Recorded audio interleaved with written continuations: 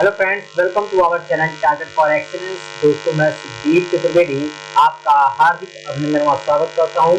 ठीक है दोस्तों, आज की महत्वपूर्ण प्रश्नों की श्रृंखला में आपका हार्दिक अभिनंदन और स्वागत है। बच्चों, प्रश्नों की ऐसी श्रृंखला आपके लिए लेकर आया हूँ जिससे आपके टेट, सीटेट सभी टीचिंग एग्जाम्स में बच्चे ये क्वेश्चन आपको देखने के लिए मिलेंगे। तो बच्चे, अगर आप लोग ठीक है मेरे चैनल पे नए हैं तो मेरे चैनल को सब्सक्राइब कर लीजिएगा। साथ ही साथ ठीक है बच्चे, अगर आपको लगे कि यह वीडियो आपके लिए उपयोगी है, ठीक है, तो आप इस वीडियो को शेयर कीजिएगा, क्योंकि आपका एक शेयर जो होगा बच्चे वो राष्ट्र हित में होगा, क्योंकि इस संस्थान का एकमात्र उद्देश्य बच्चे राष्ट्र हित में शिक्षा। ठीक है बच्चे, चलिए आज की क्लास को स्टार्ट करते हैं। पेन और कॉपी के साथ बैठिएगा। ठीक है बच्चे, बहुत ही इंपॉर्टेंट क्वेश्चन है, बहुत ही इंपॉर्टेंट क्वेश्चन है। चलिए स्टार्ट करते हैं। जैसा कि आपका क्वेश्चन आपकी स्क्रीन पे दिखाई दे रहा होगा कि निम्नलिखित में से, ठीक है, आपसे पूछ रहा है कि निम्नलिखित में से अधिगम में कौन सा सिद्धांत यह बताता है। ठीक है, आपसे बात कर रहा है अधिगम की। ठीक है, अभी हम प्रश्नों की श्रृंखला में किसकी चर्चा करेंगे बच्चे?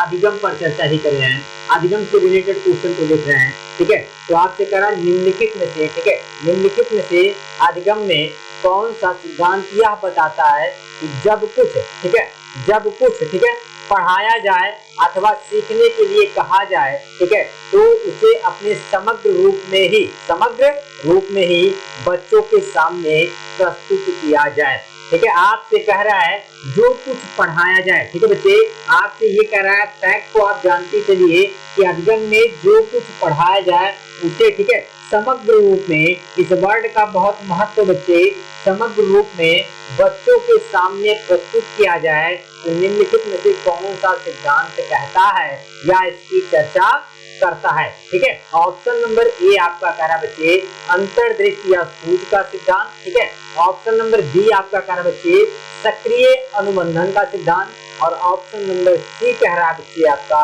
अंकुरण सिद्धांत, और ऑप्शन नंबर डी कह रहा है बच्चे प्रयास एवं त्रुटि का सिद्धांत। ठीक है बच्चे, तो यहाँ पे जो आपका ऑप्शन राइट होगा वो ऑप्शन नंबर फर्स्ट होगा। ठीक है, ऑप्शन नंबर फर्स्ट होगा।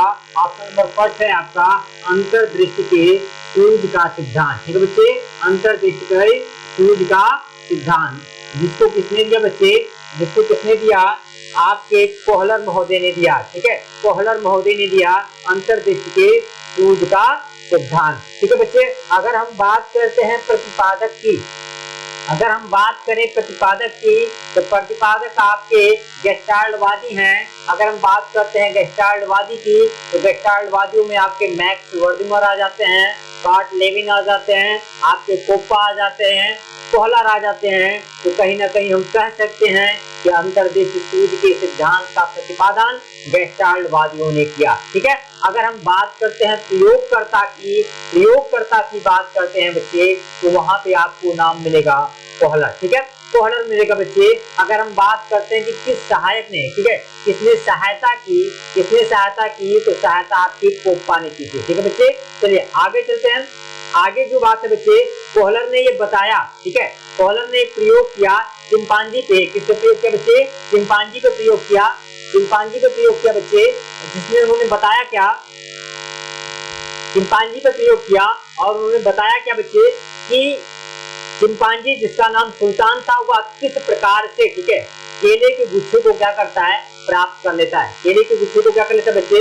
प्राप्त कर लेता है। तो यहाँ पर बच्चों को जो कुछ पढ़ाया जाए, अधिगम में जो कुछ समझाया जाए, वो समग्र रूप से उसके सामने प्रस्तुत किया जाए।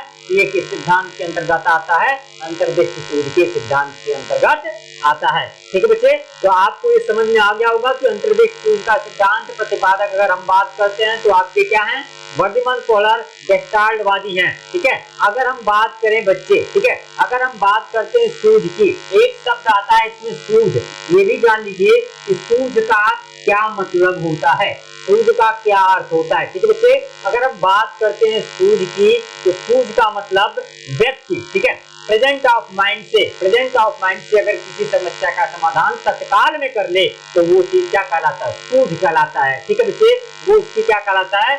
सूझ कहलाता है। तो यहाँ पे जो चिंपैंजी था जिसका नाम सुल्तान था, वो प्रेजेंट ऑफ माइंड से ही बॉक्स को पहले क्या करता है, कलेक्ट करता है और एक के ऊपर रख कर, ठीक है, एक के ऊपर एक रख कर और वो केले के गुच्छे को प्राप्त करना चाहता है। तत्पश्चात वो सोचता है कि वहां पे हम पहुंच नहीं पा रहे हैं, तो क्या करता है, छड़ी से केले के गुच्छे को क्या करता है, वो नीचे उतार देता है। तो आपका प्रेजेंट ऑफ माइंड वही क्या है बच्चे, सूझ है। किसी समस्या को लेकर आप प्रेजेंट ऑफ माइंड के साथ जो उसका सलूशन निकालते हैं वही आपका क्या है, सूझ है। तो यहाँ पर जो आपका क्वेश्चन होगा वो राइट क्या होगा, ठीक है, उसका राइट आंसर क्या होगा, अंतर्देशित सूझ का सिद्धांत। चलिए अगर हम बात करते हैं अगले क्वेश्चन की, तो अगला क्वेश्चन आपसे कह रहा है, ठीक है, अगला क्वेश्चन कह रहा है बच्चे कि सार्थक अधिगम, ठीक है, सार्थक अधिगम आपसे कह रहा है कि सार्थक अधिगम है, ठीक है। ऑप्शन नंबर ए आपसे कह रहा है, ठीक है, वयस्कों और अधिगम, ठीक है, वयस्कों और अधिक समझ साथियों का अंतरण करना, ठीक है। ऑप्शन नंबर ए क्या कह रहा है आपका कि वयस्कों के साथ और अधिक समझ साथियों के साथ क्या करना, अनुकरण करना। दूसरा ऑप्शन कह रहा है, ठीक है, उद्दीपक तथा उत्तर के बीच युग्मनन तथा साहचर्य करना, ठीक है। और तीसरा ऑप्शन कह रहा बच्चे आपका कि दी गई सूचना का निष्क्रिय, ठीक है, दी गई सूचना का क्या करना बच्चे, निष्क्रिय रूप से ग्रहण करना। और चौथा ऑप्शन आपसे कह रहा है कि निजी अनुभव से ज्ञान की संरचनाओं का सक्रिय निर्माण करना, ठीक है बच्चे। तो यहाँ पे आपसे पूछ रहा है सार्थक अधिगम है, ठीक है, मतलब क्या जी, एक ऐसा अधिगम, ठीक है, एक ऐसा अधिगम जो क्या हो जी, सार्थक हो, जो क्या हो जी, सार्थक हो। कैसे चीजों को लेकर बात कर रहा है, सार्थक अधिगम, ठीक है। अगर हम सार्थक अधिगम की बात करते हैं, ठीक है, किसकी बात कर रहे हैं, सार्थक अधिगम की बात कर रहे हैं, तो यहाँ जो चारों ऑप्शन में राइट होगा बच्चे कि उद्दीपक हो और उद्दीपक के साथ साथ उत्तर के बीच में, ठीक है, उत्तर के बीच में क्या हो आपका, युग्मनन तथा साहचर्य हो। उत्तर के बीच में क्या हो बच्चे, आपका युग्मनन तथा साहचर्य हो। तो इस क्वेश्चन के लिए जो राइट होगा, राइट आंसर होगा वो ऑप्शन नंबर 2 होगा, ठीक है बच्चे। आपको समझ में आ रहा होगा सार्थक का मतलब क्या, जो आपके लिए क्या यूजफुल हो, एक ऐसा अधिगम जो आपके लिए क्या हो, यूजफुल हो। तो यहाँ पे जो ऑप्शन राइट होगा वो आपका होगा ऑप्शन नंबर 2, ठीक है बच्चे। चलिए अगले क्वेश्चन पे चलते हैं। अगला जो क्वेश्चन है आपका कह रहा है कि निम्नलिखित में से कौन सा कथन, ठीक है, निम्नलिखित में से कौन सा कथन त्रुटियों के संबंध में सबसे उपयुक्त है। बहुत ही इंपॉर्टेंट क्वेश्चन बच्चे, ऐसे क्वेश्चन ही आपके सीटेट के पेपर में आते हैं, ठीक है, सीटेट के पेपर में ऐसे ही क्वेश्चन आते हैं। मैंने कल की क्लास में बताया था कि आपको टिक करना है, आपको लगता है कि चारों ऑप्शन सही है, लेकिन आपका जो आंसर राइट होगा, जिस आंसर पे आपको नंबर मिलेगा वो 100 एक्यूरेसी वाले क्वेश्चन, 100 एक्यूरेसी वाले आंसर पर मिलेगा। तो यहाँ पे कह रहा है कि निम्नलिखित में से कौन सा कथन, ठीक है, बच्चों की त्रुटियों के संबंध में सबसे उपयुक्त है। आपसे त्रुटि से क्वेश्चन जरूर आता, मैंने कल इस पे चर्चा भी किया था, त्रुटि हो गया, असफल होने के कारण हो गए, इससे क्वेश्चन आपके आते हैं, ठीक है। तो वहां पर आपका प्रेजेंट ऑफ माइंड सोचिए कि आप बच्चे के साथ कैसा व्यवहार करेंगे या बच्चे के साथ आप बच्चे को कैसी एक्टिविटी सिखाएंगे, ऐसे रिलेटेड क्वेश्चन आपको मिलता है, ठीक है। तो यहाँ पे कह रहा है कि निम्नलिखित में से, मतलब जो आपके कथन दिए गए हैं, ठीक है, उसमें से कह रहा है कि कौन सा कथन त्रुटियों के संबंध में सबसे उपयुक्त है, मतलब गलती के संबंध में सबसे उपयुक्त है, ठीक है। ऑप्शन नंबर ए कह रहा है आपका कि गलतियों से बचने के लिए बच्चों को शिक्षक का अनुकरण करना चाहिए, ठीक है, ये कह रहा है। पहला ऑप्शन तो आपको लग रहा है कुछ ना कुछ क्या राइट है, लेकिन चलिए आगे के भी ऑप्शन को हम क्या कर लेते हैं, रेट कर लेते हैं कि गलतियों से बचने के लिए हमें शिक्षक, बच्चों को क्या करना चाहिए, शिक्षक का अनुकरण करना चाहिए। तो ऐसा नहीं पर्टिकुलर कि शिक्षक गलती नहीं करता है, ठीक है, ठीक है। यहाँ पे ये ऑप्शन आपका 100 एक्यूरेसी के साथ नहीं सही हो सकता है। चलिए आगे चलते हैं। कह रहा है कि बच्चों की गलतियां या गलतियों को गंभीरता से लिया जाना चाहिए और उन्हें कठोर दंड दिया जाना चाहिए, ठीक है बच्चे। मैंने पहले ही क्लास से आपको बताया कि इस दंड शब्द का उल्लेख अगर किसी ऑब्जेक्शन या किसी किसी आपके ऑब्जेक्टिव टाइप क्वेश्चन में दिखाई देता है तो वो आंसर कभी राइट हो ही नहीं सकता।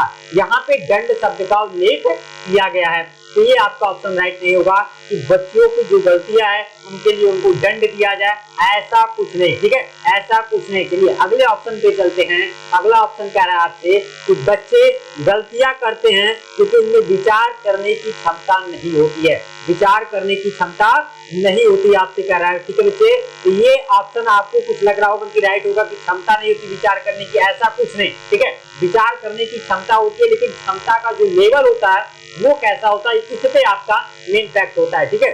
फिर चौथा ऑप्शन कह रहा है आपसे कि बच्चों की गलतियां एक खिड़की के समान होती है, या जानने के लिए या किस प्रकार से सोचते हैं। ये ऑप्शन आपके लिए बेहतरीन राइट होगा कि जो बच्चों की गलतियां होती है खिड़की के समान होती है, ठीक है।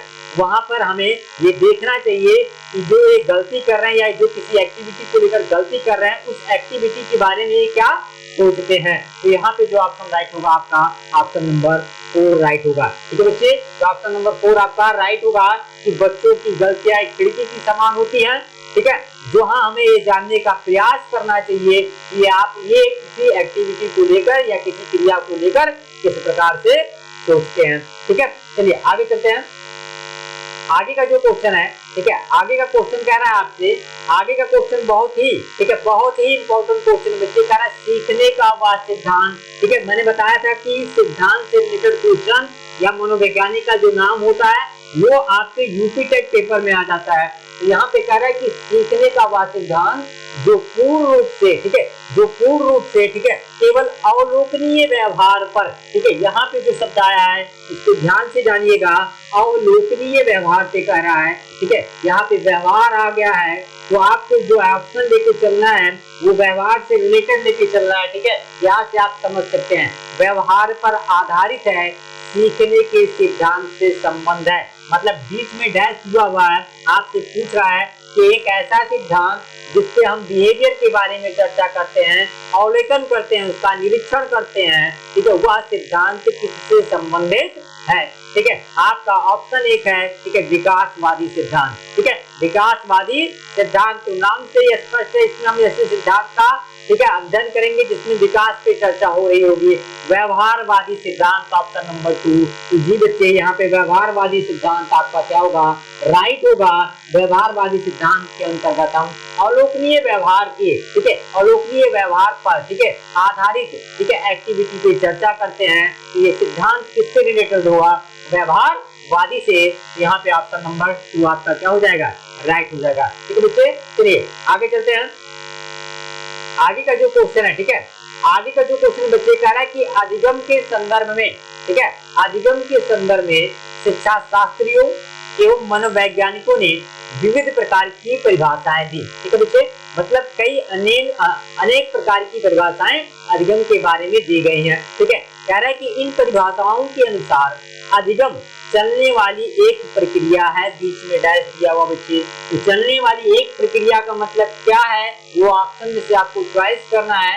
पहला ऑप्शन कह रहा है जीवन प्रयत्न चलने वाली प्रक्रिया है, दूसरा ऑप्शन कह रहा है किशोरावस्था तक चलने वाली प्रक्रिया है, तीसरा ऑप्शन कह रहा है कि वृद्धावस्था तक चलने वाली प्रक्रिया है, और चौथा ऑप्शन कह रहा है कि युवावस्था तक चलने वाली प्रक्रिया है, ठीक है बच्चे। तो यहाँ पर अधिगम जो है, ठीक है, अधिगम अनुभव का एक संगठन होता है, ये भी आप जानते हैं कि अनुभव के आधार पर अधिगम किया जाता है, ठीक है। तो अनुभव क्या होता है बच्चे, तो जरूरी नहीं है कि आप किशोरावस्था तक ही अनुभव प्राप्त करें। अनुभव जो होता है बच्चे वो जीवन प्रयत्न तक मिलता है। आप जीवन से अनुभव को ग्रहण करते हैं, जीवन से अनुभव मिल रहा है, अनुभव से अधिगम मिल रहा है, तो अधिगम भी आपका एक जीवन प्रयत्न करने वाली प्रक्रिया होगी। यहाँ पे ऑप्शन नंबर 1 क्या होगा, राइट होगा कि अधिगम, ठीक है, अधिगम के संदर्भ में शिक्षा शास्त्रियों मनोवैज्ञानिकों ने विविध प्रकार की परिभाषाएं दी। इन परिभाषाओं के अनुसार अधिगम एक जीवन प्रयत्न चलने वाली प्रक्रिया है, ठीक है बच्चे। चलिए आगे चलते हैं, ठीक है। आगे का जो क्वेश्चन है बच्चे आपसे कह रहा है, आगे का क्वेश्चन, ठीक है, ये क्वेश्चन थोड़ा सा क्रिटिकल है, ठीक है। देखते ही आप लगा देंगे कि प्रयास एवं त्रुटि का सिद्धांत इसका राइट आंसर होगा, ठीक है, प्रयास एवं त्रुटि का सिद्धांत, ठीक है बच्चे। लेकिन यहाँ पर थोड़ा सा क्रिटिकल है, क्रिटिकल है इस क्वेश्चन को, देखिए कैसा है, ठीक है। कह रहा है अधिगम का कौन सा सिद्धांत यह बताता है कि सीखने हेतु कार्य को दोहराना आवश्यक है, ठीक है। आपसे कह रहा है कि अधिगम का कौन सा सिद्धांत यह बताता है कि सीखने हेतु कार्य को दोहराना आवश्यक है, ठीक है। तो यहाँ पर आपके ऑप्शन दिए हुए हैं प्रयास एवं त्रुटि के सिद्धांत, ठीक है। ऑप्शन नंबर 2 दिया हुआ है आपका शास्त्रीय अनुबंधन सिद्धांत, ऑप्शन नंबर 3 दिया हुआ है अनुभंज, ठीक है, अनुभंज, ठीक है, अनुभवजन्य अधिगम का सिद्धांत, इसको याद रखिएगा, अनुभवजन्य अधिगम का सिद्धांत, ठीक है। एक नया अधिगम आपके लिए लेके आया हूँ बच्चे, इसको जानना आपके लिए आवश्यक है। अनुभवजन्य का अधिगम का सिद्धांत, ठीक है, और आपका चौथा ऑप्शन दिया हुआ है अनुकरण का सिद्धांत। ठीक है बच्चे, यहाँ पर जर्नली, ठीक है, बच्चे जाएंगे किस ऑप्शन के साथ, प्रयास एवं त्रुटि के सिद्धांत के साथ जाएंगे कि बच्चा प्रयास करेगा, किसी एक्टिविटी को दोहराएगा, गलतियां करेगा, फिर वो सफलता को प्राप्त कर लेगा। लेकिन बच्चे यहाँ क्वेश्चन का, ठीक है, क्वेश्चन का लेवल थोड़ा सा ऊपर करके सोचिए। क्वेश्चन का लेवल क्या कह रहा है कि कौन सा सिद्धांत यह बताता है कि सीखने हेतु कार्य को दोहराना आवश्यक है। अगर हम बात करते हैं ऑप्शन नंबर 3 की, जिनको हम कह रहे हैं अनुभवजन्य अधिगम का सिद्धांत, ये सिद्धांत किसने दिया बच्चे, ठीक है, इस सिद्धांत को देने वाले हैं आपके कार्ल रोजर्स। ठीक है, पहले ये जान लीजिए कि सिद्धांत को किसने दिया, कार्ल रोजर्स ने दिया। ठीक है बच्चे, और ये जान लीजिए ये सिद्धांत किसके लिए बनाया गया था, तो प्राणों के लिए बनाया गया था। ठीक है, प्राण अनुभव के लिए बनाया गया था कि प्राणों के अनुभव से हम किसी एक्टिविटी को सीख सकते हैं। तो ये कार्ल रोजर्स ने अनुभवजन्य अधिगम का सिद्धांत दिया था।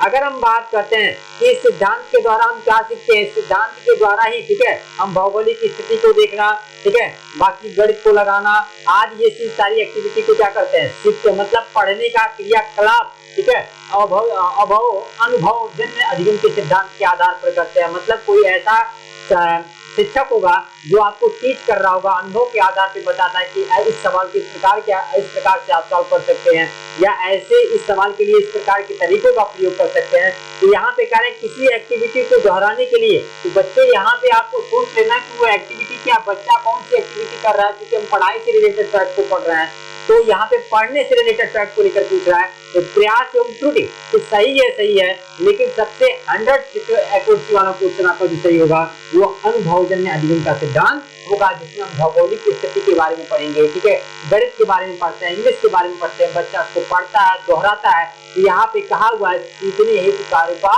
दोहराना किस सिद्धांत के अंतर्गत आता है, तो आपका अनुभवजन्य अधिगम के सिद्धांत के अंतर्गत आता है बच्चे। और अनुभवजन्य अधिगम का सिद्धांत किसने दिया, कार्ल रोजर्स ने दिया। ठीक है, चलिए आगे चलते हैं। आगे का जो क्वेश्चन है बच्चे, ठीक है, आगे का जो क्वेश्चन है वो आपसे कह रहा है कि अधिगम एक सापेक्षिक प्रक्रिया है। ठीक है, अधिगम एक क्या है, सापेक्षिक प्रक्रिया है, जिसके द्वारा सीखने वालों में, ठीक है, नवीन, यहाँ पे देखिएगा कह रहा है नवीन की बात कर रहा है, ठीक है, जिसके द्वारा सीखने वालों में नवीन अंतर्दृष्टि का विकास होता है। अगर केवल अंतर्दृष्टि का विकास की बात कर देता तो आपका, ठीक है, ऑप्शन कुछ और हो जाता है, लेकिन यहाँ पर अंतर्दृष्टि से पहले कह दिया है बच्चे नवीन। ठीक है, ये दोनों चीजों में अंतर है, एक अंतर्दृष्टि हो गया और एक नवीन अंतर्दृष्टि हो गया। ठीक है, तो यहाँ पे नवीन अंतर्दृष्टि की बात कर रहा है। नवीन अंतर्दृष्टि का विकास होता है निम्न में से यह कौन सा सिद्धांत है। ठीक है, ऑप्शन आपके दिए हुए हैं, ठीक है, लेनिनवादी सिद्धांत, ठीक है, ऑप्शन नंबर बी दिया हुआ है, ऑप्शन नंबर सेकंड दिया हुआ है कॉलरवादी सिद्धांत, ऑप्शन नंबर सी दिया हुआ है पालाववादी सिद्धांत, और ऑप्शन नंबर डी दिया हुआ है आपका स्किनरवादी सिद्धांत। ठीक है बच्चे, तो यहाँ पे हम जान लेते हैं कि नवीन अंतर्दृष्टि सूझ का सिद्धांत किसने दिया था।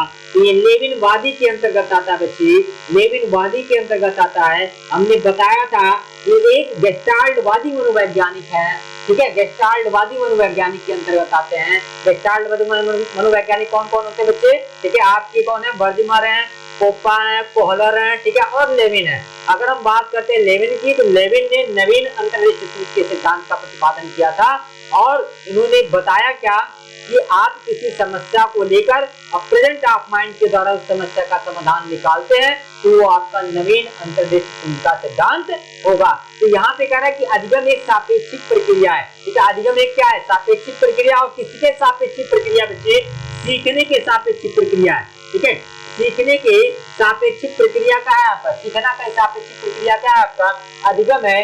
तो ऐसा सिद्धांत किसने दिया, लेविनवादी ने दिया कि नवीन अंतर्दृष्टि सूझ के सिद्धांत के द्वारा होता है। तो यहाँ पे जो आपका ऑप्शन राइट होगा लेविनवादी सिद्धांत। ठीक है बच्चे, चलिए आगे चलते हैं।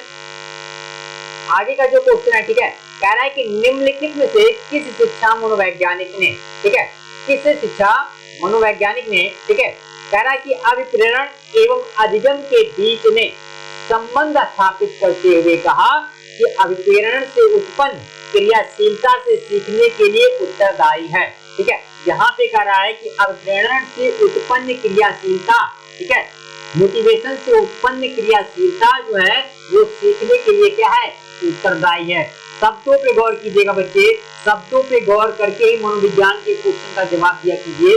यहाँ पे कह रहा है कि अभिप्रेरण से, ठीक है, अभिप्रेरण से मोटिवेट होकर या मोटिवेशन से जो उत्पन्न एक्टिविटी होती है वो सीखने के लिए उत्तरदायी होता है। ठीक है बच्चे, आपसे कह रहा है कोहलर, ऑप्शन नंबर कोहलर हो गया ऑप्शन नंबर ए। फिर आपसे कह रहा है, ठीक है, ऑप्शन नंबर सेकंड स्किनर, ठीक है, ऑप्शन नंबर थर्ड थॉर्नडाइक और ऑप्शन नंबर फोर्थ जो है वो वुडवर्थ है। ठीक है, तो यहाँ पर अभिप्रेरण से सीखने के लिए, ठीक है, अगर हम बात करते हैं अभिप्रेरण की मोटिवेशन से, जैसे हम कह दें कि हम आपको मोटिवेट कर रहे हैं कि आप क्या कीजिए, डॉक्टर एपीजे अब्दुल कलाम की बात बनिए, आप अपने अंदर एक एक्टिविटी को जागृत कर लेते हैं, उसके बाद सारी क्रियाकलाप को सीखते हैं, मोटिवेट होकर सीखते हैं बच्चे। तो ऐसा सिद्धांत किसने दिया, तो वो आपके मनोवैज्ञानिक थे, स्किनर थे, जिन्होंने क्रिया प्रसूत के अधिगम के सिद्धांत का प्रतिपादन किया था। ठीक है, यहाँ पर मोटिवेशन से उत्पन्न क्रियाशीलता पूछ रहा बच्चे, तो मोटिवेशन से उत्पन्न क्रियाशीलता सीखने के लिए, ठीक है, उत्तरदायी होता है वो स्किनर के सिद्धांत का, ठीक है, एक भाग है। तो यहाँ पे ऑप्शन नंबर 2 क्या होगा, राइट होगा, स्किनर। चलिए बच्चे आगे चलते हैं। ठीक है, आगे का जो क्वेश्चन है वो आपको कराया जाएगा जीन प्याजे से रिलेटेड। कल भी हमने एक क्वेश्चन हमारी स्लाइड में आ गया था, ये भी आज की स्लाइड में है। ठीक है, तो जीन प्याजे जल्दी हम आपके बीच में लेकर आएंगे, प्रश्नों की श्रृंखला को लेकर आएंगे। पहले सिद्धांत के बारे में पढ़ेंगे, फिर जीन प्याजे बायोकेमिस्ट्री से रिलेटेड सारे क्वेश्चन को करेंगे। चलिए अगले स्लाइड पे चलते हैं। अगला जो बच्चे कह रहा है कि सीखना आदतों एवं ज्ञान आवृत्तियों का क्या है, अर्जन है। यह कथन निम्नलिखित में से किसका है। ठीक है, ऐसे फैक्चुअल क्वेश्चन आपसे पूछ लिए जाते हैं। ठीक है, सीधे यूपी टेट में ऐसे क्वेश्चन आते बच्चे कि आपकी परिभाषा से डिफिनेशन से रिलेटेड क्वेश्चन पूछ लिया जाता है। तो यहाँ पे कह रहा है सीखना आदतों एवं आवृत्तियों का क्या है, अर्जन है। यह तथ्य या स्टेटमेंट किसके द्वारा कहा गया था। ऑप्शन नंबर ए आपका कह रहा है, ठीक है, ऑप्शन नंबर ए आपका कह रहा है यंग के द्वारा कहा गया था। ऑप्शन नंबर बी कह रहा है प्रो एंड प्रो के अनुसार कहा गया था। ऑप्शन नंबर सी कह रहा है मोस्लो के अनुसार कहा गया था। ऑप्शन नंबर 4 कह रहा है स्किनर के आधार पर कहा गया था। तो यहाँ पे देखिए सीखना तो एक अर्जन है जी, अर्जन है, इसमें कोई बात दो बात मतलब दो दुविधा वाली बात नहीं है। अब वृत्तियों का अर्जन है, कई वृत्तियों का अर्जन है, ये भी सही है। आदतों का अर्जन है, ये भी सही है। और इस डिफिनेशन को किसने दिया, प्रो एंड प्रो ने दिया। तो यहाँ पर आपका ऑप्शन राइट हो जाएगा क्या, option number second, pro and pro. ठीक है बच्चे, तो प्रो एंड प्रो ने कहा क्या कि सीखना आदतों ज्ञान एवं आवृत्तियों का क्या है, अर्जन है। ठीक है बच्चे, चलिए आगे चलते हैं।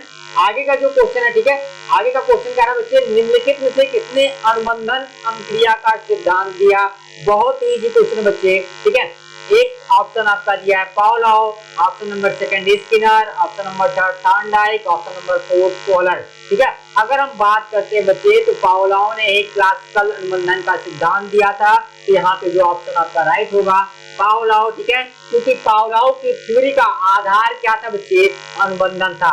अगर हम बात करते हैं स्किनर की तो स्किनर ने क्रिया प्रसूत अनुबंधन का सिद्धांत दिया था। थॉर्नडाइक ने जो दिया था आपका प्रयास त्रुटि का सिद्धांत दिया था। और कोहलर ने आपका क्या दिया था, अंतर्दृष्टि सूत्र का सिद्धांत दिया था। ठीक है बच्चे, चलिए आगे चलते हैं, आगे के क्वेश्चन को देखते हैं।